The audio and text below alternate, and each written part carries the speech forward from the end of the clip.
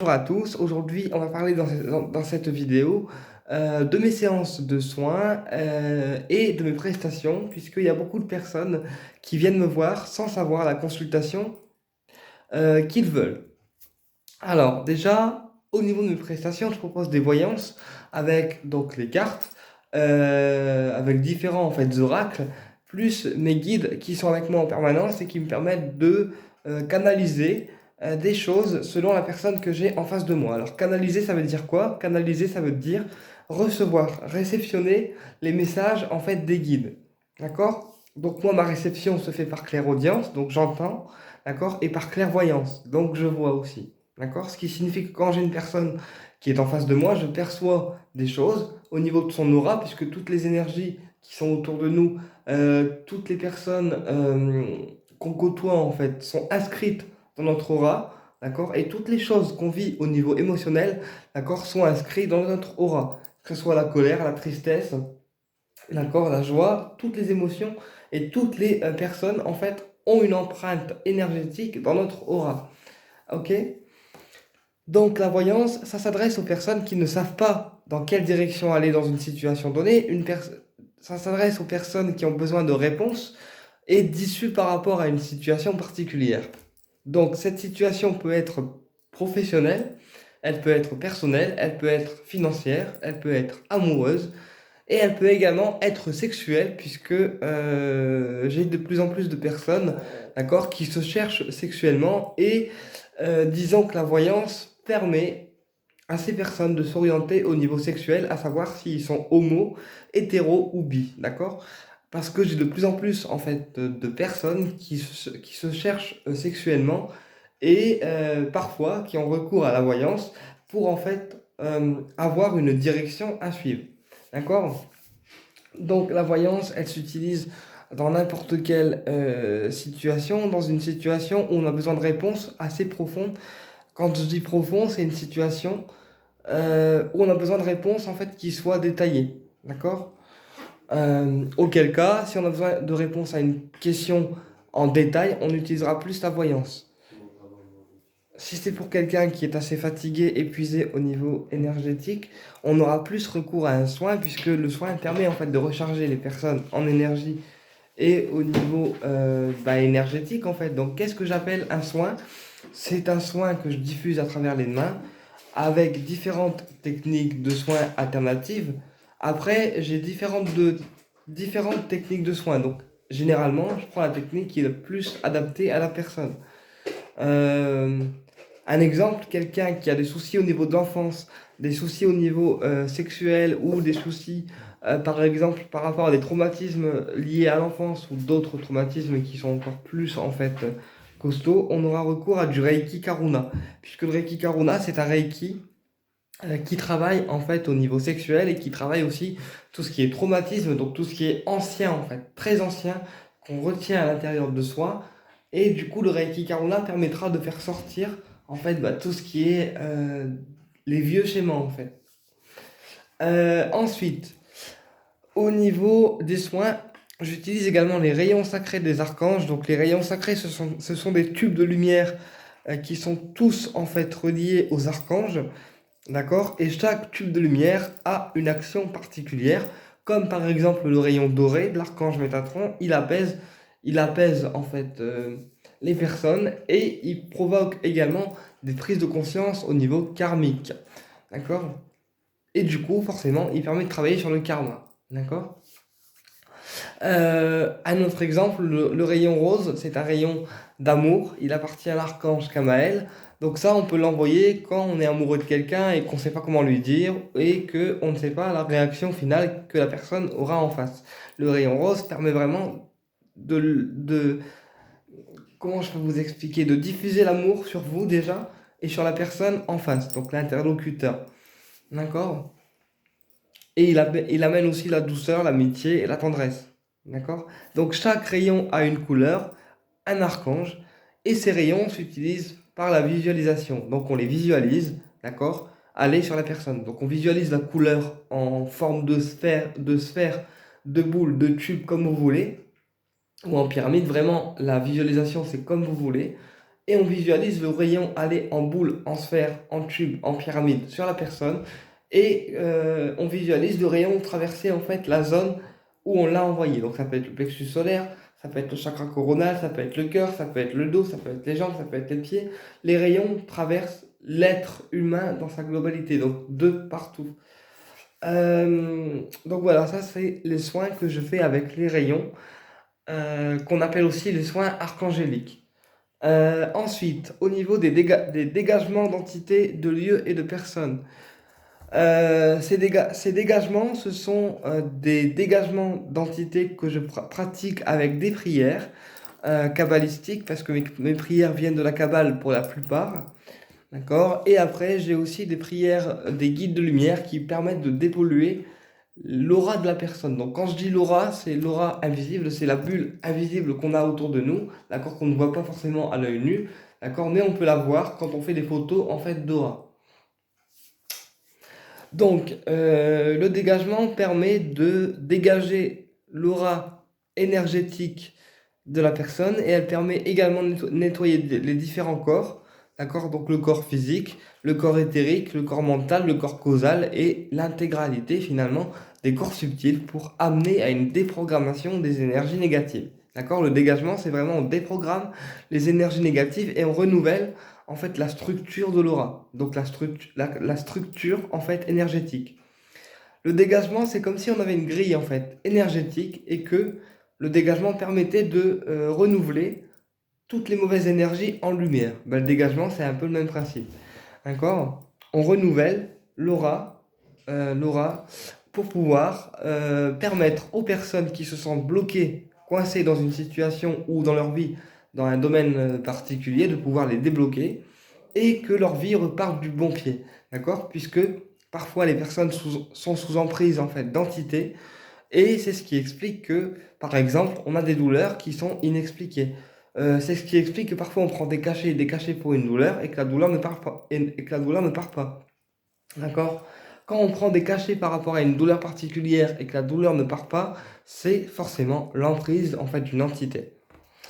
D'accord? Ou alors quand on a un domaine de vie qui bloque depuis des années et qu'on a beau tout faire pour essayer de débloquer les choses et que ça bloque toujours, c'est pareil une emprise d'entité. D'accord? Auquel cas il faut avoir recours à moi ou d'autres thérapeutes qui savent en fait dégager énergétiquement les personnes et les lieux pour pouvoir en fait amener à une harmonisation de la personne et aussi du lieu si besoin. Ok, le dégagement il sert vraiment à ça. On dégage les entités négatives du bas astral pour pouvoir réparer l'aura de la personne, réparer ses différents corps et amener finalement à une meilleure en fait énergie et un meilleur état d'esprit, puisque une entité a une emprise aussi bien sur le corps physique, les corps subtils et l'état d'esprit. Donc les corps physiques, ce sont le corps qu'on a nous en tant qu'enveloppe corporelle, d'accord, qu'on peut voir et toucher. Les corps subtils, ce sont des corps énergétiques qu'on ne peut pas voir ni toucher, mais qui pourtant sont autour de nous. Ok. Donc voilà, ça c'est pour les dégagements d'entités. Donc une entité, c'est une entité en fait, une présence, on va dire, maléfique qui peut avoir différentes formes. Donc elle peut avoir des crochets, elle peut avoir des pattes en métal, elle peut avoir des yeux rouges.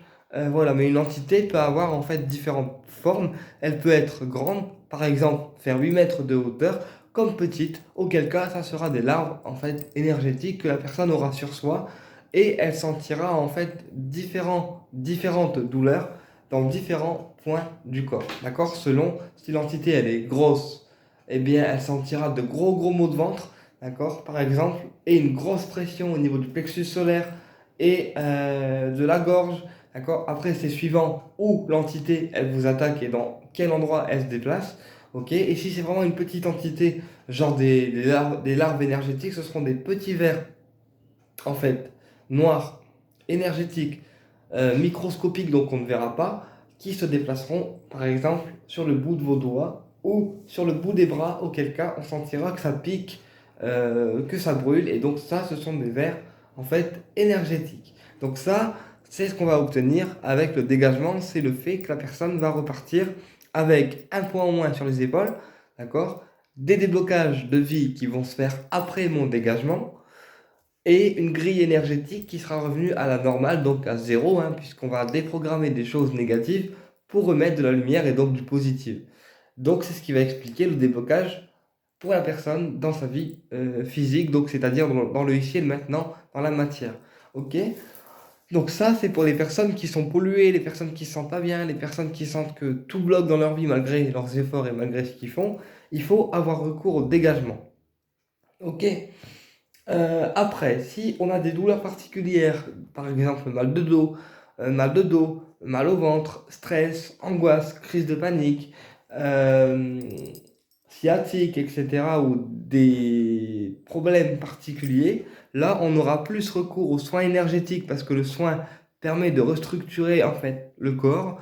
Et puis l'énergie de mes mains et de mes soins énergétiques que je propose permet aussi de nettoyer l'endroit douloureux, d'accord, de comprendre aussi en termes énergétiques pourquoi on a telle douleur à tel endroit, d'accord, et de pouvoir du coup l'évacuer. Un exemple, quelqu'un qui a souvent mal au ventre, d'accord, c'est quelqu'un qui culpabilise. Parce que le ventre est relié aux choses qu'on ne dit pas, aux choses qu'on retient de dire, et du coup, forcément, ça se transforme après en énergie de culpabilité.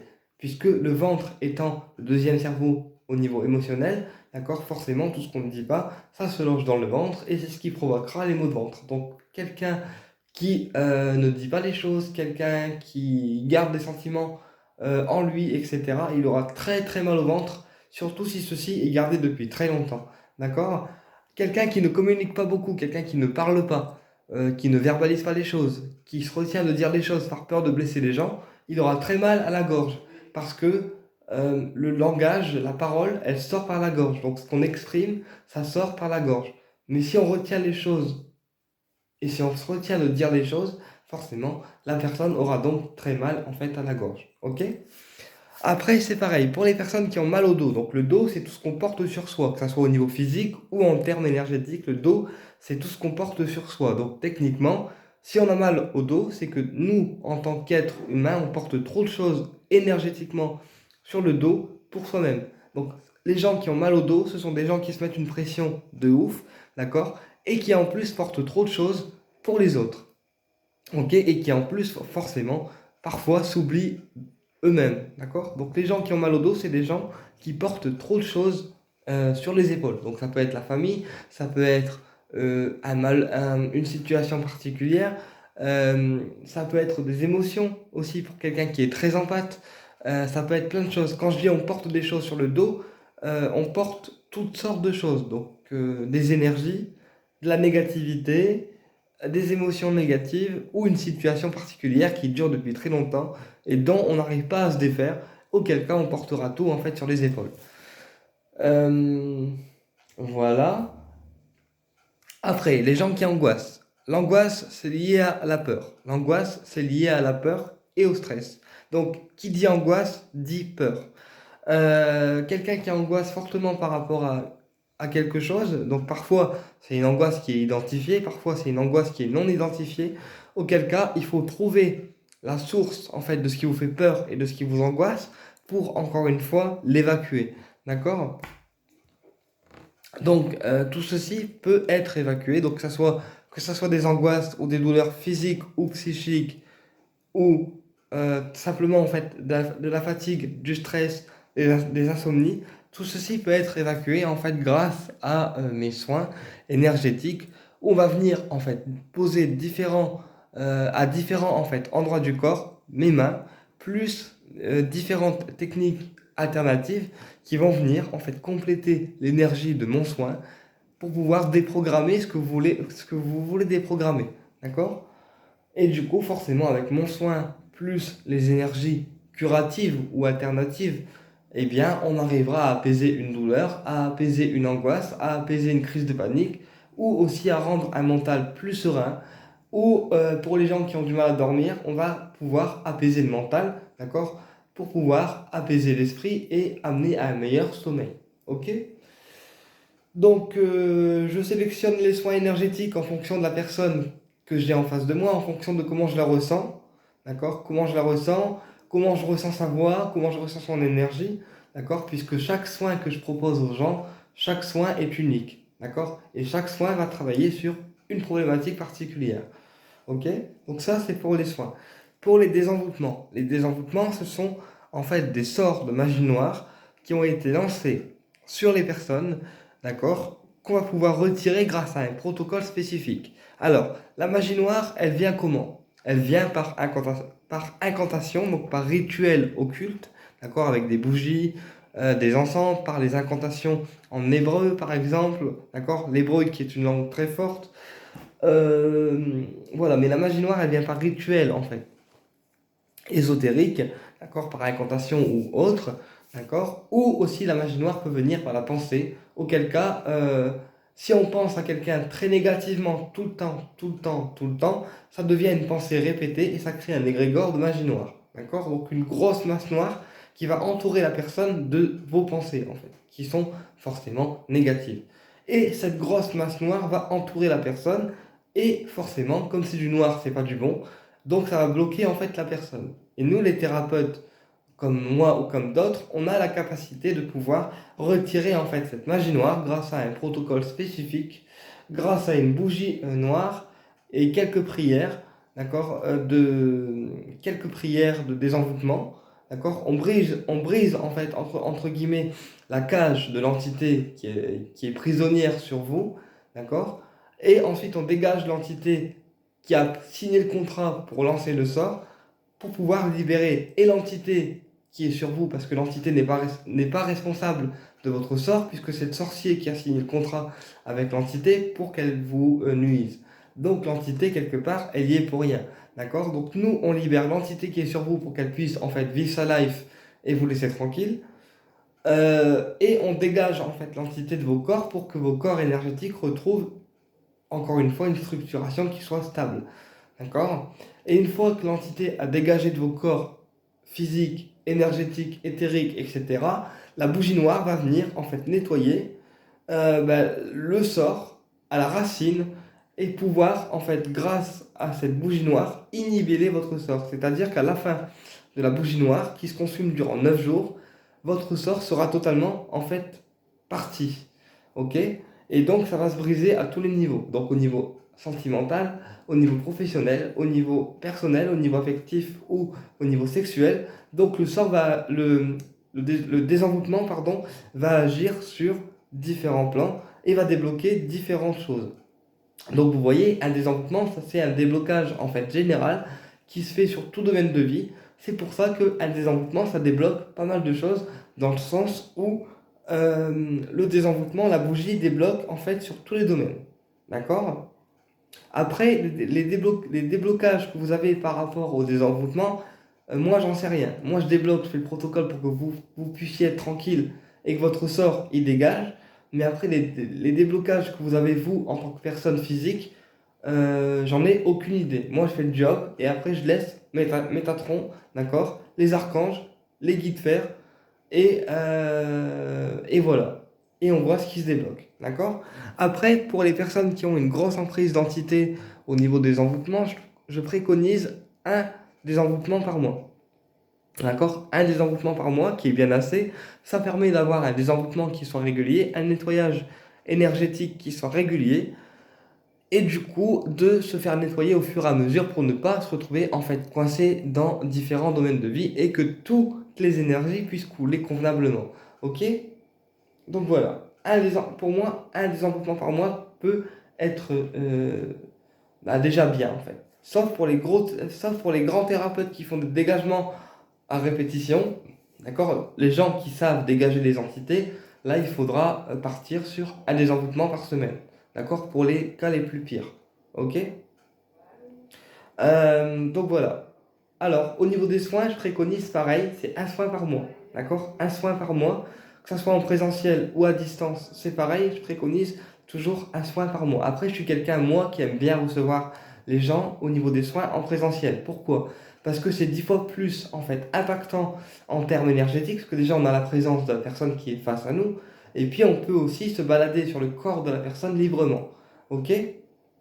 Dans le sens où si on a une zone en fait à aller soigner, on peut le faire librement puisque la personne est allongée face à nous.